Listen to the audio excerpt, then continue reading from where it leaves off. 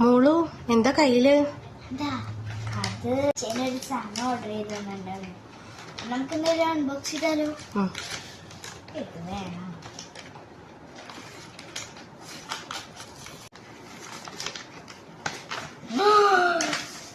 ഇത് മറ്റേ ജേർണലിങ്ങിന്റെ കിറ്റാണ്.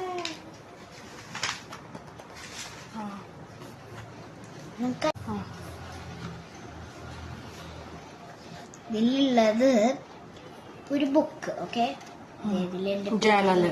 അതെ, ഇത് ജേർണലിന്റെ ബുക്ക്. ദേ എൻ്റെ പേര് കേട്ടോ. ഇങ്ങനത്തെ ഒക്കെ നീറ്റായിട്ടുള്ള പേജാണ്. ഇനി നമുക്ക് ബാക്കി സാധനത്തിലേക്ക് കിടക്കാം. അപ്പോൾ നമുക്ക് ഇവിടെ വേറെ ജേർണലിങ്ങിൻ്റെ ഇങ്ങനത്തെ കുറച്ച് കാർഡുണ്ട്. ഇവിടെ വരട്ട് കൊടുത്ത് നമുക്ക് ഇങ്ങനെ കയറിയിട്ട് പിന്നെ അതിൽ ഒരു ടാപ്പ് ഓർഡർ ചെയ്യുന്നുണ്ട്. അത് വെച്ചിട്ടാണ് ജേർണൽ ചെയ്യുക. ഇനി നമുക്ക് അടുത്തത് ഏതാ? ഇതെന്താന്നല്ലേ? അപ്പോൾ ഇതാണ് മറ്റേ ജേർണലിങ്ങിൻ്റെ ഇതിലൊക്കെ ചെയ്യാൻ വേണ്ടിയിട്ടുള്ളതാണ്. ഇത് കുറേ ഉണ്ട് കേട്ടോ. അപ്പൊ ഇങ്ങനത്തെ ഒക്കെ വാങ്ങാൻ പറ്റും കേട്ടോ. എൻ്റെ അച്ഛനിക്ക് വാങ്ങിച്ചതാണ്. അച്ഛൻ കൊണ്ടുവന്നതല്ല, അച്ഛൻ ഫ്ലിപ്കാർട്ടിൽ നിന്ന് വാങ്ങിച്ചത്. അപ്പൊ ഓക്കെ അല്ല. ഇനി ഈ ആറായിട്ട് കിടക്കാം. ഇനി ഈ 2 ടാപ്പ് ഉണ്ട് കേട്ടോ. ഇതിൽ കുറേ ഡിസൈനുള്ള ടാപ്പ്.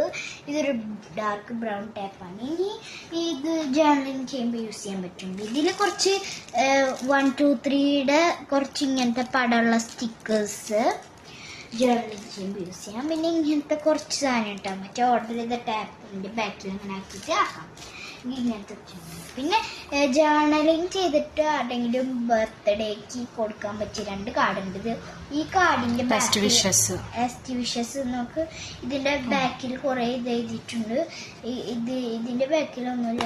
ഈ 2 കാർഡ് ഒരാളുടെ ബർത്ത്ഡേക്ക് നമുക്ക് കൊടുക്കാം.